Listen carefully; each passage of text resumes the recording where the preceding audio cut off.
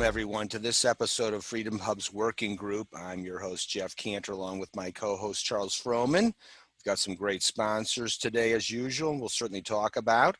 We do want you to remember we are the intersection of all of the disruptors out there trying to make a better world, and we've got another one in store for you today. We are recording all of these for posterity. These are kind of our original links. However, we've created a new one. This one here, this bit.ly/ in all capital letters, MP videos. That'll kind of take you to a master page. Let me divert over there for a minute because this is kind of leads into where we are today. It'll take you into this main website. However, you'll land on this page under the home information and events. You'll actually come to that page when you click on that link. And this will take you to this particular programming series. So the show run right now, we'll do an intro off of this momentarily, the one we have in the evenings, and then also a way to kind of connect with who's coming up and also what we've done in the past. So here now are those links to those videos. So you don't necessarily have to remember them. If you come, you'll see there's a wealth of videos. You'll certainly want to share. We'd love you to subscribe, favorite any of the videos that you see that you like. And it doesn't matter if they're 2 days old or 2 years old, the bulk of this stuff is extremely important. We're also taking it off the air after the fact because for a lot of people we've had requests, that person spoke about 5G was fantastic. How do I stay on top of that issue or help out on that issue? So we're continuing the conversation. That's here under that drop down, continuing the conversation. And here we'll keep adding some more information and thumbnails here, but you'll be able to follow up and stay in touch with a lot of these people, which will be fantastic. Now, as I said, we are having others that are helping fight for freedom. We've got some key actions that you need to follow up on. This is a challenge for a lot of these organizations. They're working on legislation or there's issues taking place and you need to be aware of them, or and most importantly, you typically need to act on them. And so we've become a clearinghouse for all of these immediate things to deal with. And then here's some of the organizations that are behind some of these activities and how you can help them. And there's a variety of videos and stuff over time and from other organizations to participate in. And as I indicated, we do have some great sponsors. So before we dig in today, let's take a quick look over there for a minute. This is an amazing situation. One of the things we've worked on making happen here is not only having some of the best speakers, but we're also being able to uncover some of the best products and services. And in this particular instance, this is one of the most remarkable organizations we found that's in a variety of areas what they do. So, but we're showing a couple things. Their immune relief program, which is for thwarting all sorts of problems with viruses and so on. And that's a challenge for people right now today. And these are incredibly effective, active programs. These actually work. And then also this is another one which allows you to actually have a substitute for eating food, as if you're using this performance program. They're initially gearing it mostly towards athletes, but it's the type of stuff you can eat during the day if you can't have food or lunch and so on. And they've actually developed a nonprofit to help push this into the third world. It'll take you over to a specialized page they've created for us. And here's really exciting, 15% off. Normally you just see 5, maybe 10 if you're lucky at any of these kinds of relationships, but because this is such a scientific breakthrough company, they advise other companies on their supplements and the like. They've been able to work out a great program with us. And you can even have an actual consultation with the inventing doctor of all of this, besides all their different products and services. So you'll find this to be extremely exciting. So on that note, let's shift into today, because again, we've got another great day rolling for us here too. We are first off showing you that we have our LinkedIn page. So we'd certainly like you to become a participant in this as well. So please become a member. But on that note, let's talk about today. So let's go back to that information page. This is a great resource and we're going to use this for part of our introduction today. And I'm going to give Charles the floor here to introduce Darren Nelson, if you will. Sure, Jeff. And Darren is someone I saw on LinkedIn with some good content, and apparently he has over 30,000 readers of his blog on LinkedIn. And he's got a deep background in politics, starting as a regulator over in Australia with utilities. And as happens with a lot of folks in government or in government affairs positions around government, either you get sucked into the easy money and power, or you have your conscience tell you, well, this isn't really right. And Darren became an economist, and he is a scholar at several outfits like Liberty Works and Adept Economics. He's even an author, 10 Principles of Regulation and Reform.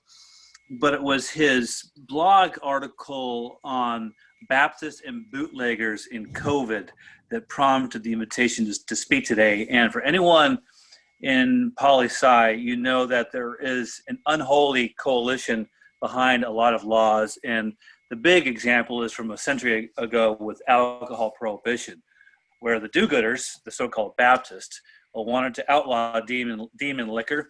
And then the mafia, Al Capone, the bootleggers, smelled insane profits and, in some ways joined the Baptists in outlawing liquor. And there is that dynamic even with the COVID hysteria, the imbalanced overreaction to the crisis. And the same thing with the riots. And so to see who are the bootleggers and Baptists in COVID and the riots, Darren's going to tell us that. Fantastic. Well, that sounds pretty exciting, right? So let's do this. I'm going to take away my sharing of the screen and convert Darren to be the host. Hello. And if you'll take control of the screen there and start sharing, welcome. Thank you. Thank you for having me today.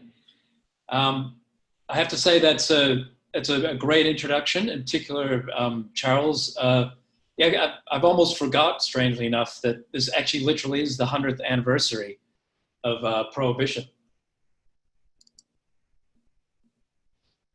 So let me pop up my presentation for today. And excuse me while I'm a little bit of a Kindle audiobook for a while, but I understand there'll be plenty of time for some interaction after I go through my presentation today. So today's presentation is entitled Baptists and Bootleggers, with a subheading of Coronavirus, BLM, and Big Government.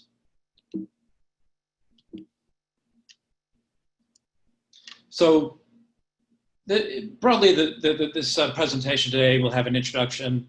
I'll talk about the principles of Baptists and bootleggers and the other two related principles that I want to discuss today, public choice economics and monopoly versus competition. I'll also go through the typical process of what this looks like, this crony sort of process. And I'll just briefly kind of go to, look, there's literally thousands of examples one could come up with, or even in my case, I could probably come up with dozens from my own personal experience of being a regulatory and policy economist for 25 plus years.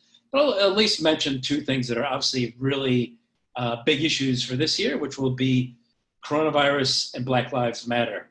I'll have a conclusion and also have a list of sources, which I'm not sure if that can also be made available in some way through the website that was discussed at the beginning in the introduction. So introduction, again, I'm Darren Brady Nelson. I'll be your guide today for the economics of Baptists and bootleggers. I'm an international economist with over 25 years of professional experience working, and this is kind of important, working for, sadly, with, somewhat sadly still, but against, more so in recent years, these twin forces, which I'm borrowing from Obama, hope and change. My two home countries are the US and Australia, two passports. I go back and forth between the two places.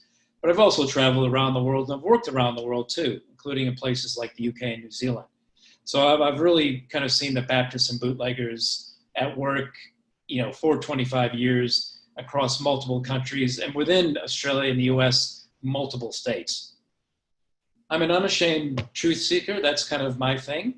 And I do so mainly with the aid of three things: free market economics, non-junk sciences, and Christian apologetics. In terms of the economics, that includes the free market schools of Austrian, Chicago, and public choice, which I've obviously mentioned public choice. Interestingly enough, of those three, I'm mainly Austrian, but today I'm going to actually focus on public choice, but with a little bit of a mention of Chicago in terms of the process. I've written a book, as mentioned, entitled The 10 Principles of Regulation Reform, which I've also borrowed from those three schools of thought, and which I also talk about Baptists and bootleggers throughout that book. And I've also written hundreds of articles for the likes of Town Hall, Mises Institute, Liberty Works, Heartland Institute, Good Sauce, and many others in the USA and Australia. Please join me if you can at some stage at LinkedIn. I'd love to have you, I'd love to interact with you. The first principle, of course, to discuss is Baptists and Bootleggers, which is obviously the theme of the discussion. And the economist Bruce Yandel originally came up putting that phrase together in terms of economics and policy. He did that first in 1983, and then he in a paper, and then he revisited that in another paper in 1999. And I'll grab a few quotes that are relevant for today. From the 1983 paper, he talked about the actual bootleggers who supported the Sunday closing laws. They shut down all the local bars and liquor stores. And the actual Baptists of those days who supported those same laws and they both lobbied vigorously for those. Both parties gained.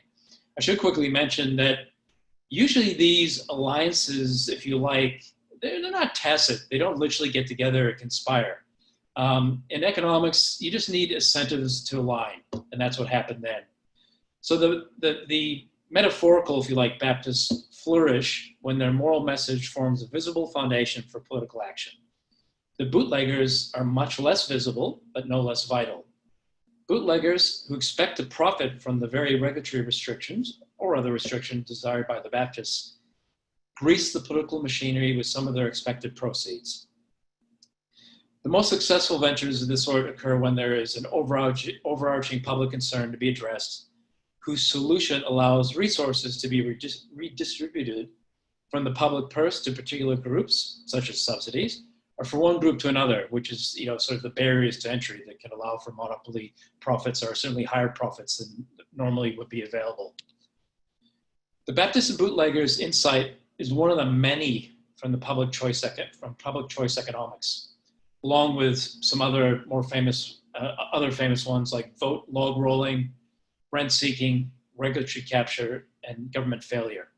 We'll sort of revisit the rent seeking a bit later in this discussion. This school of economics was founded kind of loosely between the 1950s into the mid-60s by James Buchanan, who later actually got a Nobel Prize, but unfortunately the other co-founder, Gordon Tullock, never did. He later wrote a book in 2002, and I think this quote's quite useful. He talks about homo politicus and homo economicus are really the same. They're both driven by universal self-interest, and thus the observed differences between public choices and private choices, that'd be political versus market choices, emerge not because individuals adopt different objectives in these two different settings, but rather the constraints are different. Sort of like competitive free markets versus political markets are very different. They lead to very different outcomes.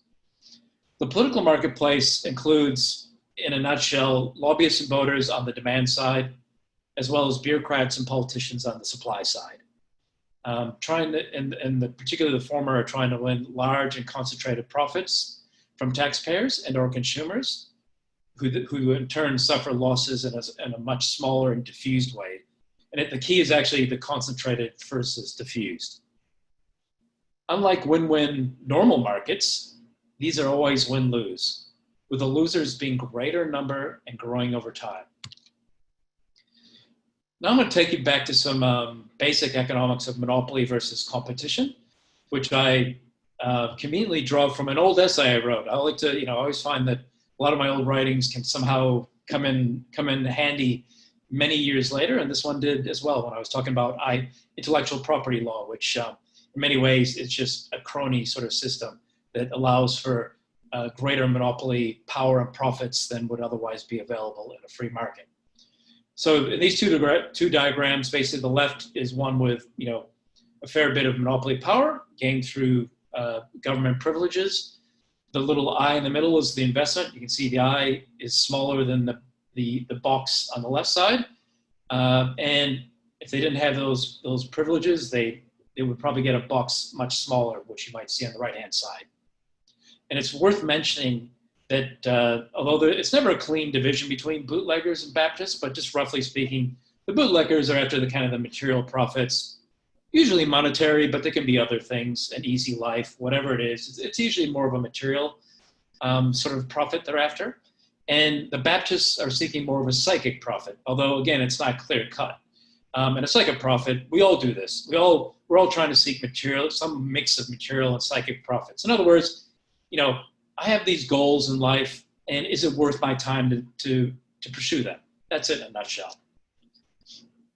Now, this thing is from a brilliant book that probably many people will be familiar with, but if you're not, it's worth knowing about, called Free to Choose from 1979 by Nobel Prize-winning economist Milton Friedman, who back in the day was an important influence on both Ronald Reagan and Margaret Thatcher.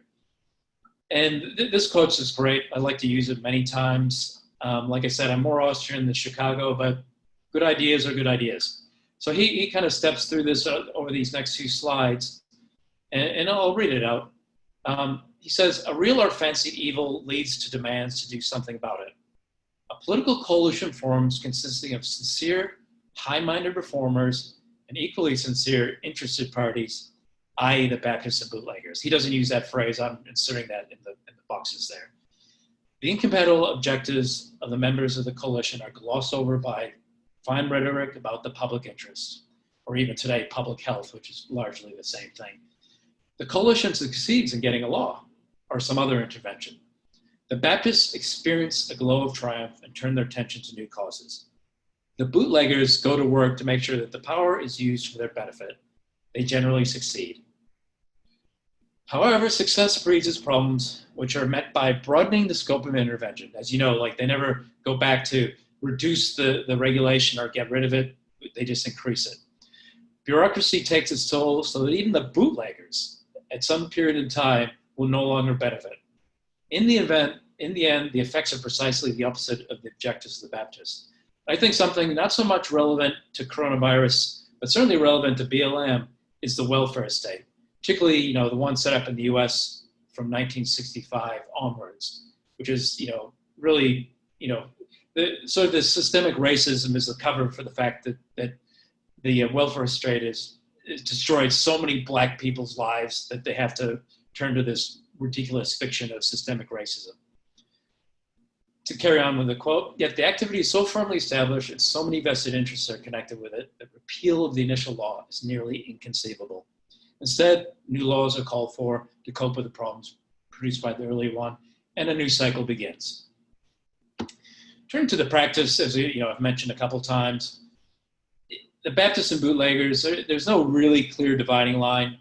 But interestingly, when I list out some of the, what I see as some of the Baptists and Bootleggers coronavirus on the left and some regarding Black Lives Matter, of course, you see some overlap in the same sort of folks.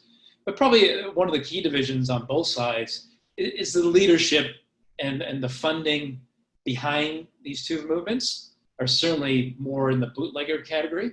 And a lot of the sort of, the foot soldiers, and they're the people who don't even so much actively support it, but at least sort of, somewhat passively support it, tend to be the Baptists. So for coronavirus, Beijing and President Xi, big pharma, big retail, Amazon in particular has done very well out of this.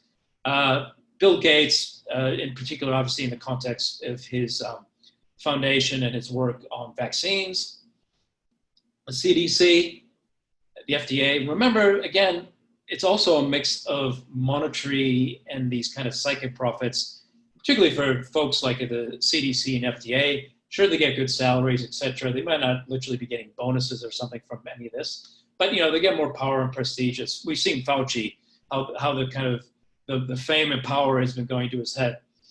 Democrats, and I don't want to suggest that it's always Democrats and instead of Republicans. It's both, but obviously when it comes to coronavirus and BLM, it's very much the Democrats who've really gone crazy this year, or certainly over the past few years. The mainstream media, the likes of CNN, getting far more eyeballs and advertising revenue from not just their Trump hate machine, but also from the alarm machine on coronavirus, and obviously they'll get a chance to go back to climate alarm at some stage. And the teachers' unions, it's fantastic for them. Talk about the easy life, to be able to continue to get paid. We certainly all are not in this together. Black Lives Matter, activist academia, which of course, there's less and less of a distinction between the two. Big sports, NBA, NFL. Big tech also meant, they would like to build on some of their unfair advantages of being treated like platforms when they're really become publishers. And they obviously, Joe Biden's all in for keeping them as platforms. Trump's threatening to get rid of that. BLM itself, this has got to be probably the richest movement in the history of movements, particularly just this year. The amount of money that's poured into BLM is just amazing. Not so much for Antifa, although, they do work a little bit hand in hand, even if it's only tacit, and only if it's signaling, even if they're not literally getting together in a room. Democrats, the DOJ and FBI, particularly, elements of it.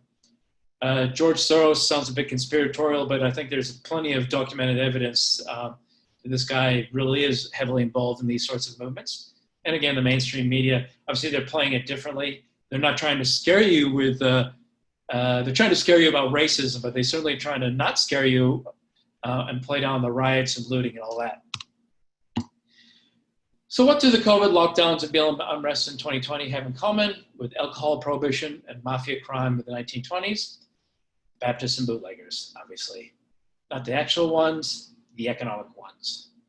Official history, and I've gone on, I've looked up some of the official history. They'll certainly talk plenty about, the Baptists and other Baptist-like people behind any of these movements. But sound economics, I think sound history really needs to include the bootlegger side of things to complete things. This all sheds a much brighter light on why and how the morals of, if you like, true believers regularly align with the money of true deceivers. Again, they don't necessarily get together in a room, although perhaps sometimes they do, but really it's just signaling, like in the economics of understanding cartels, how, you can signal things through prices, or lockdowns can be signaled by, one jurisdiction does this and another jurisdiction follows. It's pretty easy to see it on, through the media and other ways. And the results are almost always predictably bad for almost everyone, even the Baptists themselves. And as I mentioned earlier, even the bootleggers, it starts not to work for them. No conspiracy theories are required, only economic incentives.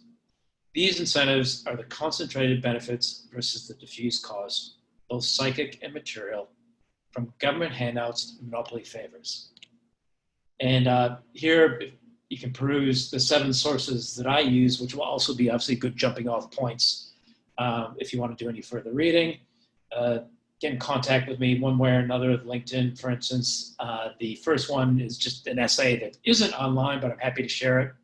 I'm always happy to share stuff that I haven't published. And obviously talked about my book is at number 2. The article that I wrote specifically on coronavirus for the Mises Institute. Bruce Yandel's 2 important papers from 83 and 99. Gordon Tullock's Useful Introduction from 2002. And there's some other ones out there, like the Institute of Economic Affairs has a great one as another introduction to public choice. And Milton Friedman's famous book, Free to Choose. That's it for me. I'm not sure what I need to do. All right. No, that was all quite good. Very, very good. So let's stop the sharing, though. We'll let you kind of just be on the screen here.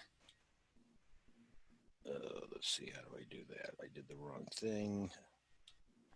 Okay, I was going to stop that. Okay, there we go. All right. So that was good. We're going to let everyone raise their hand if you've got some key questions. And my question off the top of my head would be twofold, actually. There's 2 questions. One, when you describe all this, the Baptists and the bootleggers, that seemed to exist globally from your experiences, which is not surprising. People are the same pretty much everywhere, but they're all in these westernized countries, as it were. Is any of this happening in the Muslim or Islamic world, or that's their religions or whatever so strong it overpowers any of this type of activity? Look, I don't think, religion can have, effect on the character of people, bad and good. I haven't really looked at what's going on outside of the Western world.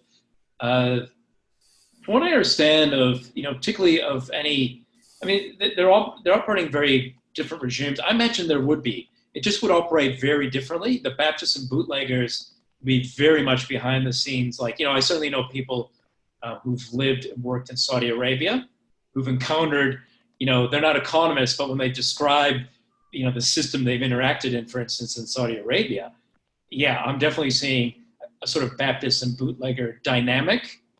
But it's very much, even more nebulous. The bootleggers are even far more hidden than you'll find them here.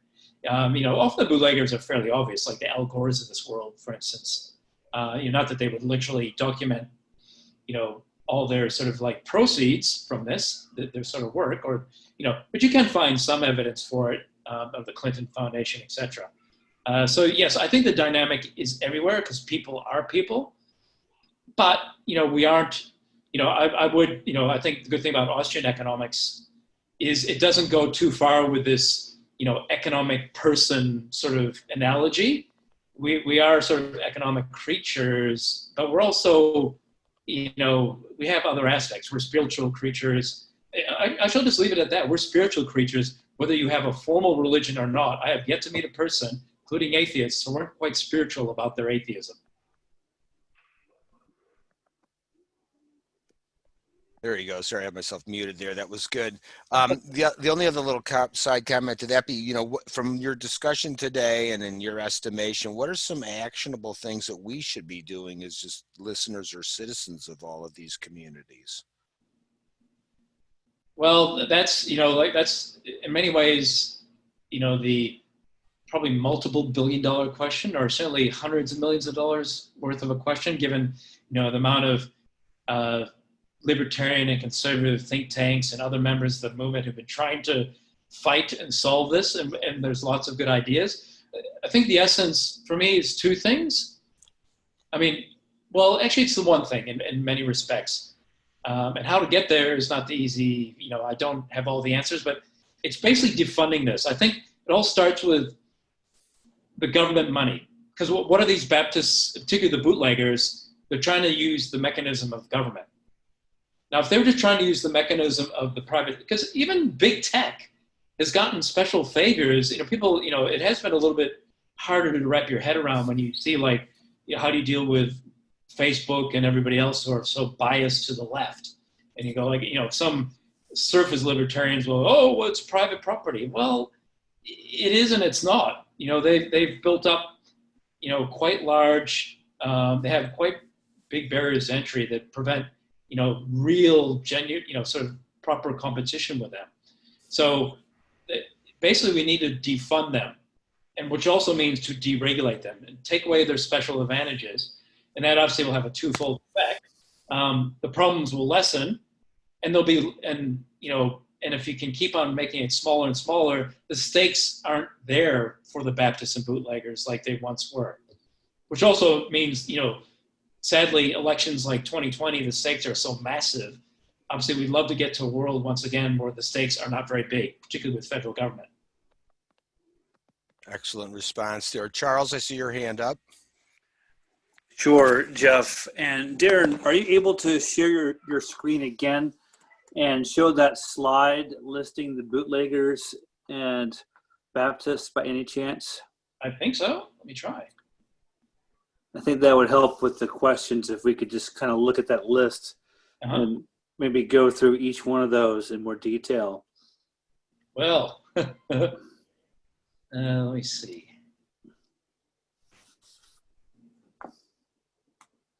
Right there. There we go.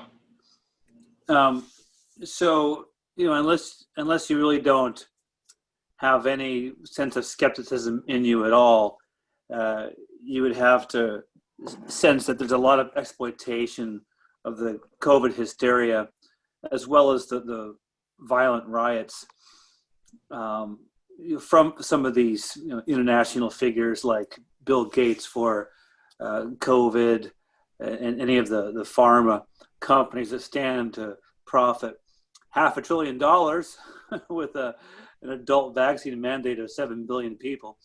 Yeah. But do you have any more comments on what you see with this overreaction and hysteria, and how you think that some legitimate treatments are being downplayed in favor of more vaccines later on. Have you looked into that in much detail? Yeah, look, I do have detail. It's kind of as part of my blog as I've been going on this year, as I'm just following it, and I read more and I speak to people who will have more expertise in one area or another. I have been following it the entire year and been talking about it. And it's interesting, yeah, like certainly one interesting parallel is with coronavirus and climate change and the alarm there. And as you said, like when sort of like different solutions, is it I always forget how to pronounce this thing. Hydrochloroc, how do you say it again? The thing that the president... Hydroxychloroquine. You're right. That's the one, yes. With zinc. With zinc. It's like, you can tell people are not, they have an approach that they're going to approach no matter what, be it the bootleggers or the Baptists, right? Because they're not trying to really solve it. They don't really think this thing is as big of a problem as they're saying, and they're not trying to solve it. So, things like when it gets dismissed, like it gets rolled out as though they really did get on a conference call, all the media people, the Democrats, et cetera, and they immediately say this is garbage, it's dangerous, we need a vaccine. It's like, well, wait a second, how do there's no way you could jump to that conclusion, particularly when that particular drug has been shown for decades, or at least, something like a decade to be safe and has been approved, et cetera, and that there's studies from countries they normally like to cite, like France, that all of a sudden they don't want to cite. It's like when, like if climate was caused by humans, sort of global warming was caused by humans, why did we immediately jump to deindustrialization? I'm sure there's some other solutions we could explore. One would hope that if like a real threat, like a comet or a meteor was coming to the Earth, that we wouldn't just like, oh no, we have this one solution, we're not going to possibly explore any others. And then, if it doesn't work, obviously the world's destroyed. So yeah, look, I have a very good nose for BS and where for half truths and that sort of stuff. And look, coronavirus is definitely, it's probably a little bit more dangerous than I thought 6 months ago. But is it worth the lockdowns and the alarm? No, I'm still I think I was right on that 6 months ago.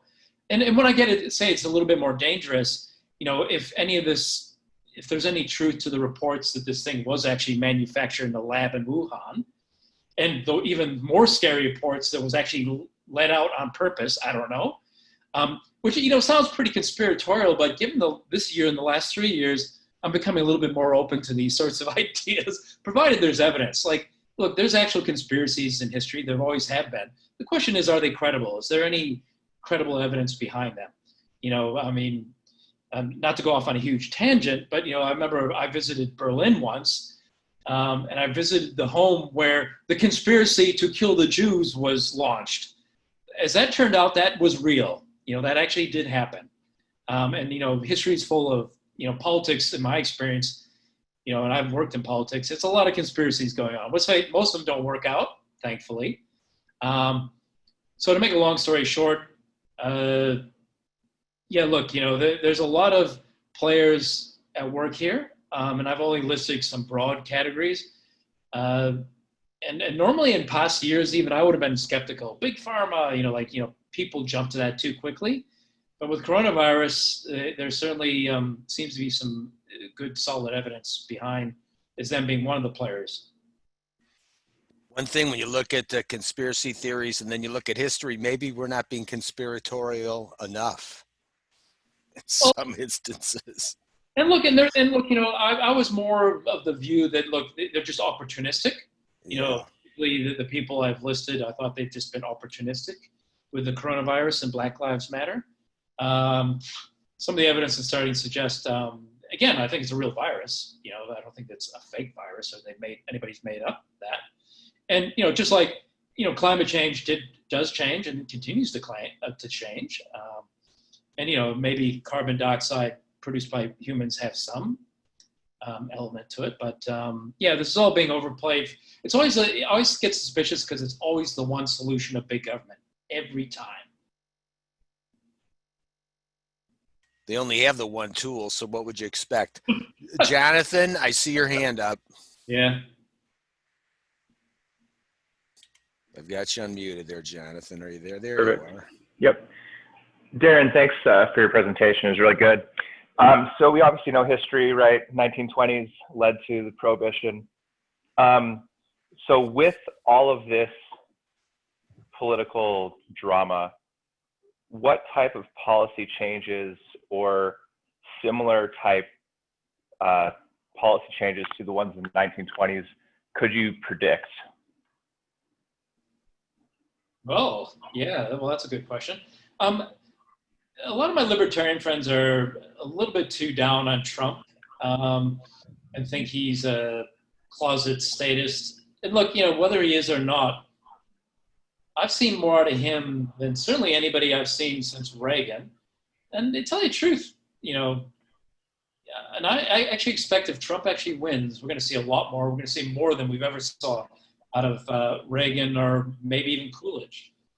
So for whatever reason, however, even if it's just bloody mindedness to piss off his enemies, this guy says, look, he gets stuff done. So I'm actually, what he did with reducing taxes, what he did with reducing regulations, opening things up for energy, etc.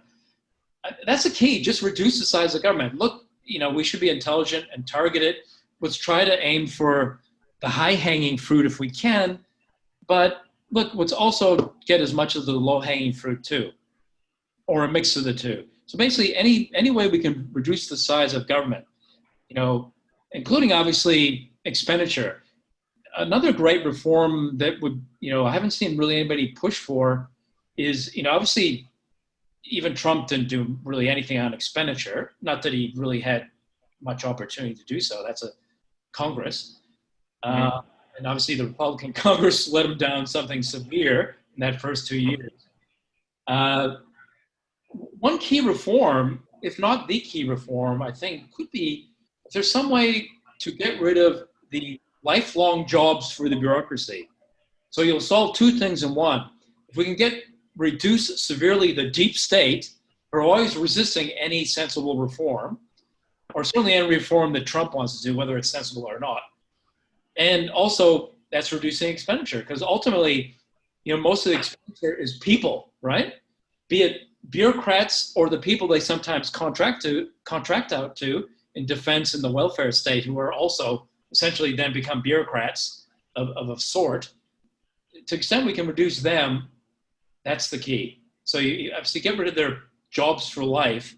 That would be a huge barrier you could, to sort of reducing the size of government. Thus taxes. Totally. But what if it goes in the opposite direction? Because the bootleggers and the Baptists obviously were able to push through their agenda for 10 years or whatever. What if it goes that way? And history kind of mirrors, what's going to happen. Yeah, well, I have a dual citizenship, so I guess I just go back to Australia. Look, to tell you the truth, sadly, Australia ends up more often than not always, but more often than not, just copying the US. So, when the good stuff was happening under Reagan or, some good stuff under Trump, they were copying some of that. And when the bad stuff was happening, they were copying that. So, look, that's also the worry is, I would like to help or be a part of just the movement to, if you like, save America. Not just to save America, which I would like to just for its own sake, but also it really is, the world does not follow China, thankfully, although maybe they are starting to follow China, sadly.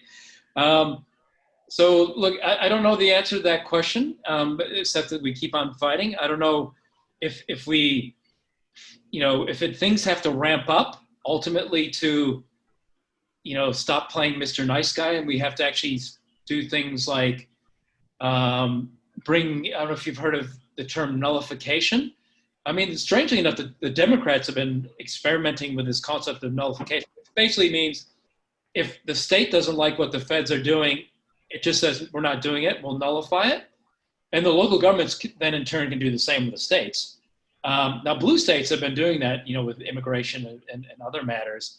it might be time for the red states to do the same under a Biden administration. Another thing is, what's seriously considered secession. There's some interesting territory we strayed into. I'm going to keep us rolling here because of our time constraints. Dr. Ackland, I see you've got your hand up. Yeah, thanks, Charles. I'm not an economist, but this is fascinating. Thank you. In the world of, actually, if I could share a quick metaphor. So I work in neuroscience, and I'm always looking to balance, right? Sympathetic, parasympathetic, and there is a middle zone where metabolic competence, where the body actually regenerates. This is a fascinating social commentary conversation, so I have two questions. The second one just came out of your comment. So what I was going to ask was, what is your characterization of the Baptist metaphor for big pharma? And assuming that finds a voice, what you were just talking about with in my world, it's a centralization, right? But there's a third entity, right? In any conversation, there's a third something. And I'm wondering, you have such fascinating language. I'm wondering if you have language for that third entity that comes when the voices are actually balanced, from which the new reality emerges. Yeah, look, I'm not sure I quite understand. So you're expecting sort of a balance, like a positive balance or a negative balance, or just any balance? Is that from this third? Yeah, I think what you're pointing to is that positive and negative are already formed opinions, right? And each brings its own demon angels, I suppose. And then so they're sort of the third entity. It's a not yet characterized, right? From which both sides are willing to re-emerge into. Yeah, look, I must admit I haven't thought about it that way. My initial reaction when you mentioned a third entity was, sometimes I've talked about Baptist, and this is also mainly just for colorful. I mean, it's partly real and it's partly just kind of colorful description. And it starts with a B. I always think of Baptists, bootleggers, and bureaucrats, because, in many ways, the bureaucrats, in some ways are the third force. I don't know if they'd be I wouldn't characterize them certainly as a force for good as such. And I do like to use good and bad, because I think ultimately that's kind of the key difference for these things, because a lot of the things I mentioned today, if I would have put them in a slightly different way, some people think this is good. The exact same facts can point to some, some people go, yeah, I see that as a good thing. I think more government is good. I think things should be centralized. I think, government does know what's best, and then, look, we provide a whole lot of economic evidence, and I think that's important. But, as a Christian, which is what I am, I would argue, Christianity could make, sort of from a Christian perspective in a different lecture, I can mount a very strong moral case for why these things are bad. Why, the system of the Baptists and bootleggers and big government, to use another B word, big government, is a bad thing from a moral point of view. And there's I could cite many reasons for that. Now, people in the sciences, depending on who they are, some people are believers, some aren't. So yeah, I would not, it's pretty hard to argue from a natural materialistic point of view for these things, because then really bad and good just disappear and they just become preferences and feelings you happen to have. It's a good way to frame it. Kishore, I see your hand up. Okay, so I'm also an economist, but over the years I've found that besides the basics of the material interests, and of course the spiritual ones that you outline, there's always a bizarre element to it, and that usually completes the it provides an answer to the puzzle, and it's the most difficult one to figure out. So in this case, for example, you have Bezos financing BLM, and they turn around and put a guillotine in front of his home. Then you have Bill Gates. It's not very clear whether he has a material interest. He's in favor of vaccines, but I don't think he personally benefits from it. And then you have the FDA, which on one hand, the commissioner says it's okay to use HCQ and it's really between the doctor and the patient. And yet you have emergency authorization and its withdrawal. So that's a pretty confusing picture. I mean, I can see that Big Pharma has a reason to fund CDC programs, but I guess they don't really have an option. So how do you make sense out of all this? With great difficulty. Look, any of the social sciences, the physical sciences, if any of them think that they, I've particularly, no offense to physicists, but they often, just get so arrogant as though they really think they understand all of the universe and they're just on the edge of the theory of everything. No one has the theory of everything. And I guarantee, as long as there's humans in this universe, we will never have the theory of everything. The world's complex. Look, there's certain themes that, it's a crazy combination of, on one level, some things are kind of simple, you can see this Baptist and bootlegger phenomenon at work. I mean, I'm sure a lot of you people have seen it, but look, that doesn't then give you this template for understanding every aspect and knowing exactly what to do. We're all sort of doing our best, to grapple along in a world that's always uncertain, and nothing can change the fact that it's uncertain, particularly when you're dealing with people. The natural world, there's still uncertainty in the natural world. In the physicists, I don't think will ever completely overcome that. But look, you can make a bit more progress in the natural world, because nature has more, in many ways, more predictability about it. But one thing it certainly has versus humans is it's not strategic. People are strategic. They can respond. Even if it's bloody-mindedly respond, they can respond. They can be strategic. So, we're not the easiest things individually or as a group to pin down. Hopefully, things like Baptists and bootleggers and economics more broadly, the different schools of thought, and other disciplines, someone who's a neuroscientist, if it's pursued honestly and we're trying to pursue the truth, hopefully, we'll over time we can progress and understand things better. But sadly, history really isn't, that's completely wrong. This theory that it's all progressing.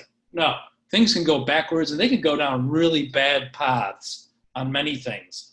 And we have to you always have to try to bring it back to pursuing the truth based on the evidence and also through good intentions and all that sort of stuff. Kathy, I see your hand is up.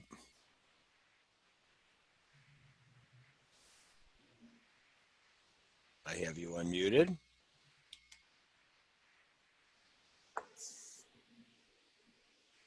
All right, well, we're gonna. Jeff, I think SAM had a question. I was just gonna ask if Sam, I saw your hand was up before too. Okay, I'm unmuted now. Oh, okay, go ahead, Kathy. Okay, with this whole COVID disaster thing, it seems that from what I've heard on the news, Sweden never had a lockdown, and they're doing pretty well in terms of infections. And we had a lockdown, and we are still having major infections, so it seems like the lockdown didn't really work. But it seemed like all it succeeded in doing was killing a lot of businesses that have in turn caused Congress to spend a lot of money to reimburse people. So it seems like they definitely had an economic effect that maybe we wouldn't have such a severe economic effect if we had just protected the older people or the people with problems and not just totally locked down. Yeah, look, I think most good economists across a number of different schools would say, yeah, I mean, like if you did a cost benefit of this, and I don't know if anybody ever will, there's no way that, the cost would totally outweigh the benefits of the one size fits all lockdown sort of approach, rather than, even if you use big government to just target policies aimed at the high risk groups, which are 65 and older and already have some serious sort of ailment or something going on. As we saw, like I've been following, I'm not a scientist, but I do follow the CDC stats and that sort of stuff. And, they put out that only 6% of the older folks who died from COVID, strictly died purely of COVID. So basically there was 94% something else going on, as they call it, comorbidities. Yeah, look, this was not a very, at best it was like an alarmist knee jerk, but I think, there would have been some people like that, but I think it was far more nefarious than that. This was an opportunity for power. And also, again, for the Amazons of this world, et cetera, to really, because Amazon's just taken off, because people aren't using their normal small businesses, et cetera.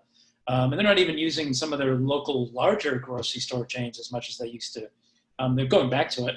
So, again, whether it was literally plotted out in some way in advance, probably not, but who knows? They certainly took advantage of it. And not to the benefit of just a small, to the concentrated few, and to the cost of the diffused rest of us.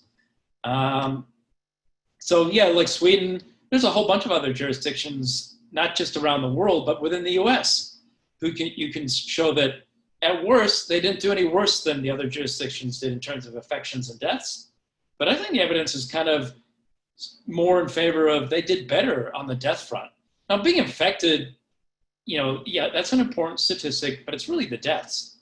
And then also, who died? Were they 65 and older who, in a typical year die anyway from the flu or something else?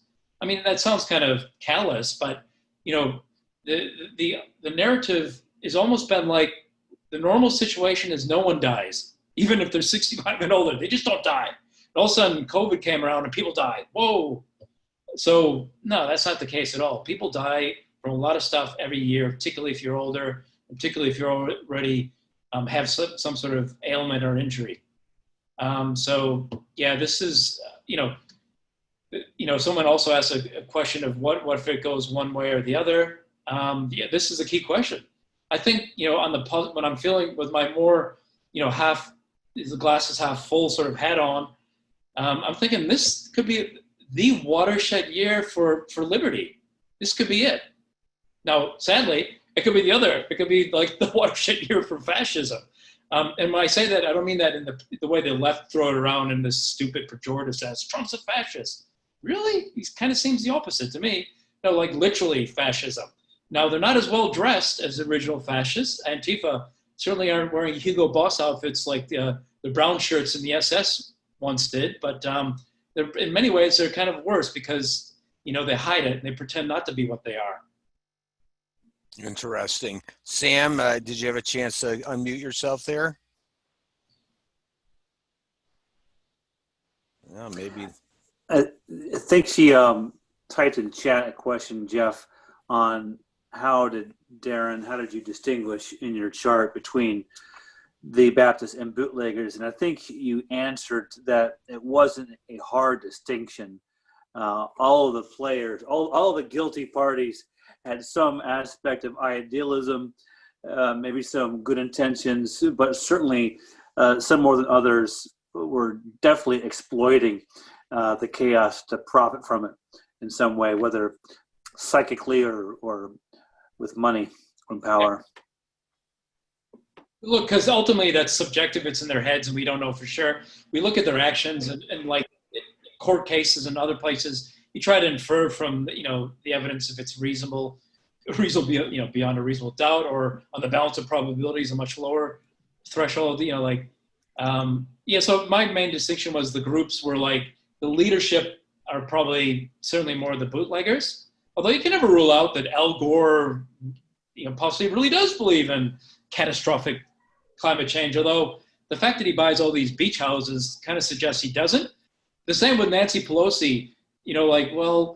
She's sending two signals to me when she got caught, at her hairdressing appointment with no mask on. That, well, maybe more than two signals, but masks clearly don't work. She's not wearing one, and this virus, even for someone, she's in the high risk category too. She's 80 years old. So if someone in that high risk category isn't all that worried, why should really too many other people be? Very good there. One little comment on that. It's interesting about that camera that caught Pelosi. Amazingly, that hairdresser had a better security camera system than where they were keeping Jeffrey Epstein. So that was a pretty amazing thing too, when you start piecing the world apart. Yeah, look, I've never been one to sort of be overly attracted to, these so-called conspiracy theories, but I'll tell you, this world's getting weirder and weirder by the day. Jonathan, I think you had a last follow-up question there. I have you unmuted I think you did, yes. Kinda. It was kind of leading in, but you went in a different direction. You were talking about defunding these organizations and that kind of stuff, stopping the money printing machine, as it said. How do you see that happening, or do you see that happening? Like I said, there's been people smarter than me been working on this for decades. Man, we're gonna have to be creative, and all ideas going to have to be on the table. And we'll have to have a mix of decentralized. We're all kind of pursuing good ideas, but also maybe trying to work together a little bit better than we have on the right side of politics, be it libertarians, conservatives, Trump populists, whatever it is. Although I'm happy to keep the neocons out, because they can. I see they've moved over to the Democrats, and good riddance. So no offense to any neocons watching, but in that context, actually, even though I'm not a huge fan of the neocons, I've always enjoyed Charles Krauthammer's comments over the years. God rest his soul. So look, and when I say defund, I mean the government, the direct government handouts, and the government protections, against competitors. I'm certainly not, sort of suggesting proactively going in and harming people's private property, even if they are a-holes of this world like the Bezos, etc. But Bezos would not be anywhere near as big as he is if it wasn't for that, some of the special advantages that he benefited from, that came out of the 1990s. And I wrote an article, I can't remember the specific section of the act, etc., that helps big tech with that. Remove those special advantages, not just for big tech, but, ultimately over time for everybody. The more we can move in, in the direction of a free market. And as you saw with these lockdowns, just how inconsistent they were too. They seem to strangely shut down everything that Trump supporters like, and leave open stuff that, Biden supporters like. It's just absurd. Like marijuana stores and booze shops and abortion clinics, yeah, those are okay, but churches, quick, shut those babies down. So yeah, it's been such a, I think it would have been terrible if they would have locked down everything fairly. But it's just even worse, the fact it's so random. Well, maybe not random, it's actually targeted. So that's actually worse than random in many respects. And we see this not just, obviously I keep in contact with my folks in Australia, and Melbourne in Australia seem to, like, they're worse than anything that we've seen in the US. So, this is happening around the Western world, although with some great exceptions of Sweden, Taiwan, South Korea, Singapore, etc. Okay, very good. Well, unfortunately, we're starting to run out of time on our little speaker today, but we are going to continue on, like I said earlier. So as I said, here was our introduction of today. Well, we're going to want to circle back and continue the conversation, because as you can see, there's a lot more that we can discuss today, and a lot of little rabbit holes we could have run down. So that was very exciting. And I want to thank Darren so much for being here today. Thank you. Thank you for having me.